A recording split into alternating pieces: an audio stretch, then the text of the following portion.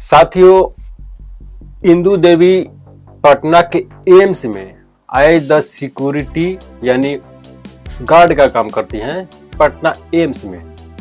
जब वो 2 से 2:30 के बीच घर पहुंचती है, ये घटना जो है 31 जुलाई 2025 दिन गुरुवार की है और पटना के रहने वाली जिसके गांव का नाम था नगमा गांव के निवासी इंदु देवी जब पटना के ही बगल में रूम लेकर रहती हैं, फ्लैट लेकर रहती हैं, वो जब अपने घर पहुंचती है तो देखती है कि अंदर से दरवाजा बंद था।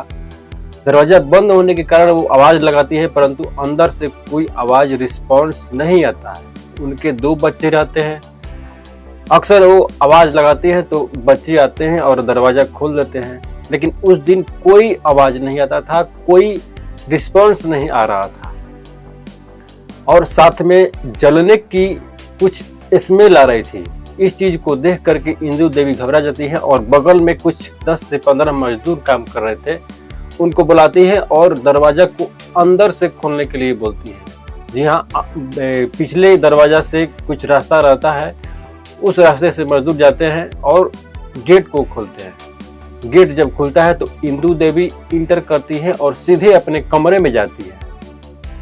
जब वो कमरे में जाती है तो देखती है कि दोनों की लाश बेड पर पड़ी हुई थी। एक बच्ची थी, उसका नाम अंजलि था, उसका उम्र लगभग 14 साल था और बच्चा का उम्र 12 साल था, उसका नाम अंश था।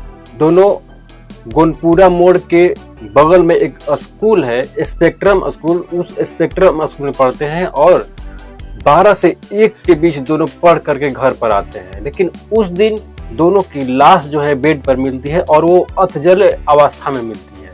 इस चीज को देख करके इंदु देवी काफी घबरा जाती है और अपने पति को तुरंत फोन लगाती है। उनका पति पवन गुप्ता वो निर्वाचन आयोग में कर्मचारी हैं और वो जब इस बात को सुनते हैं फोन पर तो घबरा जाते हैं और वो तुरंत मोटरसाइकिल उठा करके आधे घंटे के अंदर में पहुंचते हैं।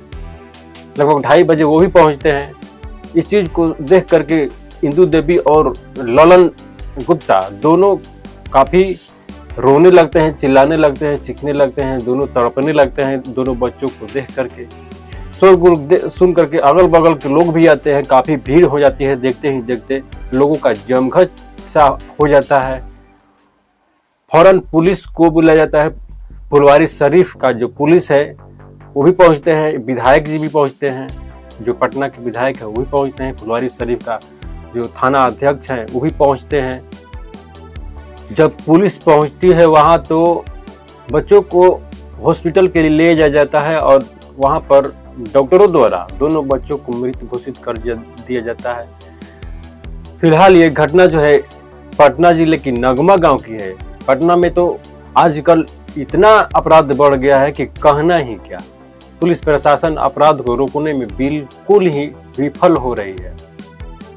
लोगों द्वारा ऐसा आशंका जताया जा रहा है कि लगभग 2 से 3 अपराधी आए होंगे और घर के पिछले दरवाजे से इंटर किए होंगे। कुछ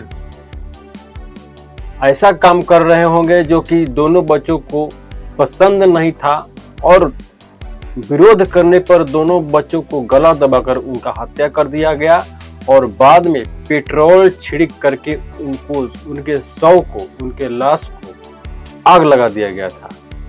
देखने से साफ प्रतीत हो जा रहा था कि उसके शरीर पर, उन दोनों बच्चों के शरीर पर पेट्रोल छिड़का गया और बाद में आग लगा दिया गया था। इस बीच ललन गुप्ता मृतक दोनों बच्चों के पिता और इंदु देवी दोनों बच्चों की मां मीडिया वालों से बात करते हुए बताती हैं कि पुलिसकर्मी ढीली बरत रही है, वो ठोस कदम नहीं उठा रही है अपराधियों को पकड़ने के लिए। जबकि अगर किसी विधायक या किसी मंत्री का बेटा होता, ऐसा अगर कांड हुआ होता तो पूरा का पूरा पटना जिले का पुलिस प्रशासन वहां पर पहुंच गया होता और अधिक कार्रवाई की जाती और अपराधियों के विरुद्ध जो ठोस निर्णय लिया गया होता। लेकिन उनके बच्चों का जो न्याय दिलाने का प्रक्रिया है वो ढीली है।